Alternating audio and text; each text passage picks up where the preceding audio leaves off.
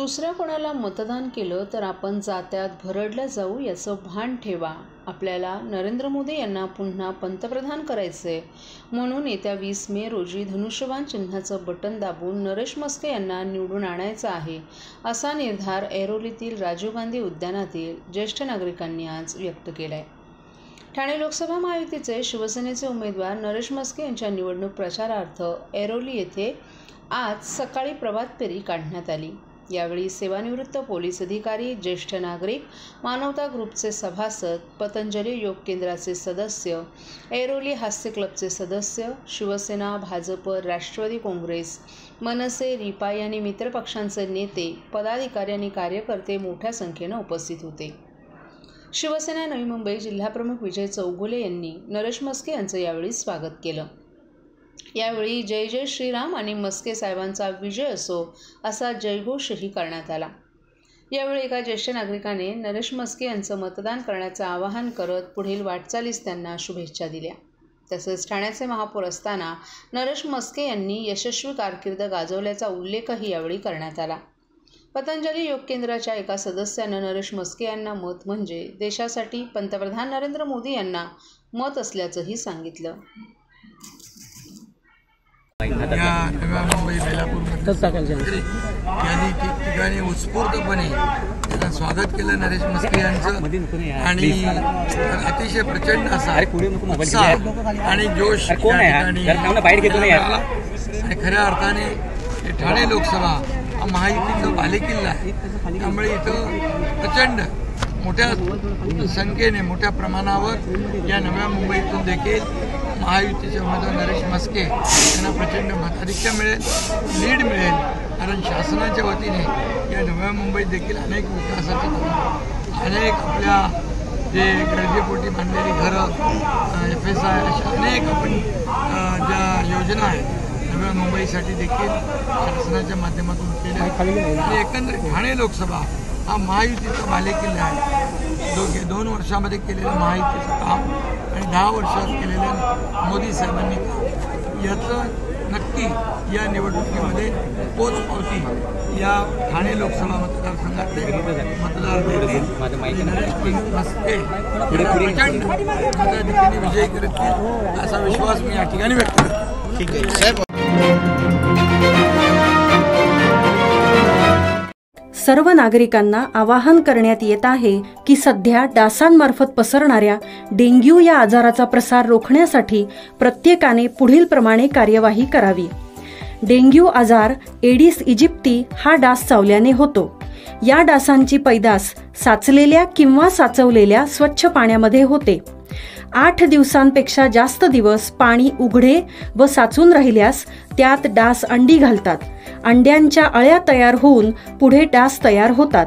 यासाठी आपल्या घरातील पाणी साठे उदाहरणार्थ बॅरल्स, पिंपे, टाक्या, हौद, रांजणे इत्यादी दर आठवड्याला रिकामे करून घासून पुसून कोरडे करून पुन्हा भरावे. 1 दिवस कोरडा दिवस म्हणून पाळावा. पाणी साठ्यांना घट्ट झाकणे बसवावीत किंवा जुनी साडी, चादर, धोतर यांनी बांधून झाकून ठेवावीत, म्हणजे डास त्यात जाऊन अंडी घालणार नाहीत. घराच्या गच्चीवर, आजूबाजूला, अंगणात कोठेही पाणी साचू देऊ नये. भंगार सामान उघड्यावर टाकू नये.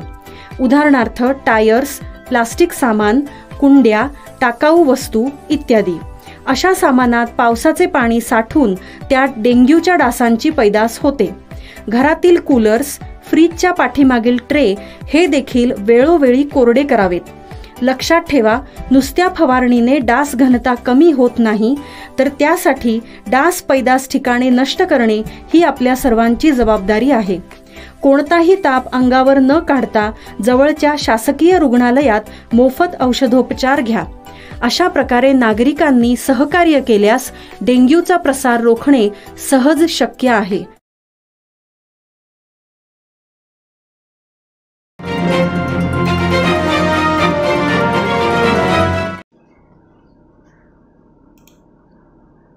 गणेशनगर येथील म्हात्रे गेट परिसरात निवडणूक काळात अनधिकृत बॅनर लावल्याची तक्रार निवडणूक आयोगाच्या ऑनलाईन ॲपवर केल्याचा राग धरून शिंदेंच्या शिवसेनेचे दिवा शहर प्रमुख रमाकांत मडवी यांचे बंधू आणि त्यांच्या कार्यकर्त्यांनी ठाकरेंच्या शिवसेनेचे विभाग प्रमुख नागेश पवार यांना बेदम मारहाण केल्याचा प्रकार घडलाय।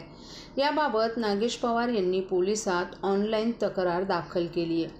शिंदे गटाच्या गुंडटोळीने 40 ते 50 लोकांचा जमाव घेऊन घरात येऊन पत्नीसमोर मारहाण केल्याचा आरोप नागेश पवार यांनी केला असून शिंदे गटाच्या दहशतीला आपण कोणत्याही परिस्थितीत घाबरणार नाही असं त्यांनी या हल्ल्यानंतर सांगितलं।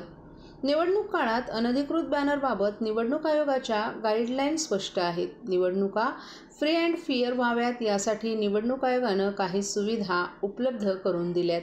त्याचाच वापर करून निवडणूक आयोगाच्या ॲपवर म्हात्रे गेट येथील रमाकांत मडवी यांच्या वाढदिवसाचा अनधिकृत बॅनर लावल्याबाबत नागेश पवार यांनी ऑनलाईन तक्रार दाखल केली होती। त्याची दखल घेऊन निवडणूक आयोगानं हा बॅनर तात्काळ हटवला आणि हा बॅनर अनधिकृत असल्यानं तो हटवण्यात आला असं नागेश पवार यांनी सांगितलं। जर तुम्हाला बॅनर लावायचे आहेत तर तुम्ही अधिकृत लावायला हवेत। दिव्यात यांची दादागिरी सुरू आहे। यांच्या मनमानीमुळे दिव्यात दहशतीचं वातावरण आहे असंही आता नागेश पवार यांनी म्हटलं आहे। निवडणूक आयोगानं हा बॅनरवर कारवाई करून हटवल्यानंतर रमाकांत मडवी यांचे बंधू विनोद मडवी, रुपेश मडवी, मनोज खंडागळे यांच्यासह 40 ते 50 जणांच्या जमावानं नागेश पवार यांच्यावर हल्ला केल्यानं नागेश पवार यांना याबाबत आता मुंब्रा पोलिसात ऑनलाईन तक्रार दाखल केली आहे। त्यांच्याच गावातले आहेत, त्यांनी वेगवेगळ्या शिवीगाळ केल्या, मारहाण केली, माझ्या बायका पोरांना मानसिक त्रास दिला, शिवीगाळ केली आणि तू कसा फिरतोस वगैरे अशा प्रकारचे त्यांनी भाषा मला केली। तुम्ही इथे अगदी भाडोत्री आहात वगैरे अशा प्रकारचे शब्दसुद्धा त्यांनी आम्हाला वापरले। निवडणूक आयोगाने निवडणूक जाहीर करतात सी-विजिल नावाचा ॲप जो आहे लोकहितार्थ जारी केलेला आहे, ज्यामध्ये सर्वसामान्य कोणताही माणूस कोणतीही गतिविधी जर चुकीची गतिविधी त्यांना वाटली तर ते त्याच्यावर नोंदवू शकतात, आक्षेप घेऊ शकतात। आक्षेप घेतल्यानंतर ते त्याच्यावर निर्णय घेतात की तो चुकीचा आहे की बरोबर। मी माझं कर्तव्य एक जागरूक नागरिक म्हणून माझं कर्तव्य मी बजावलं, मी तो फोटो टाकला, त्यांनी त्यांचा निर्णय घेतला। तो अधिकृत आहे अनधिकृत आहे तो माझा मॅटर नाही आहे। तो नाव कसा लीक झाला हाच फार मोठा प्रश्न आहे। माझ्या मते ही फार मोठी शोकांतिका आहे की एखाद्या व्यक्तीने जर एखाद्या विषयाचं तक्रार जर केली आणि त्याचं नाव जर फुटत असेल तर निवडणूक होईपर्यंत दररोज 2-4 हाफ मर्डर आणि खूनसारखे गुन्हे होऊ शकतात।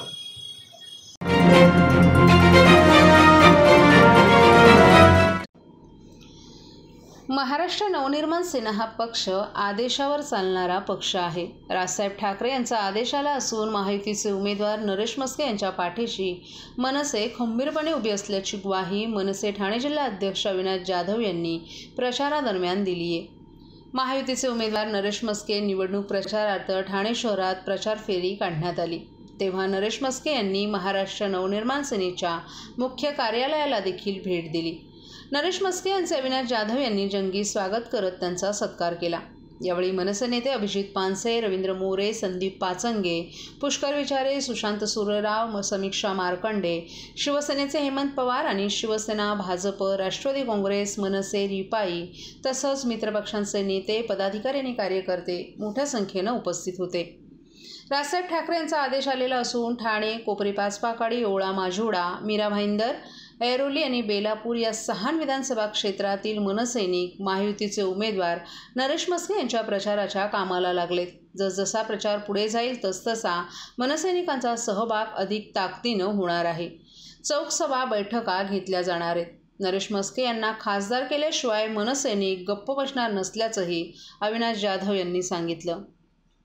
सन्माननीय राजसाहेबांनी आम्हाला सांगितलं नरेश मस्केंच्या पाठी खंबीर उभे राहा।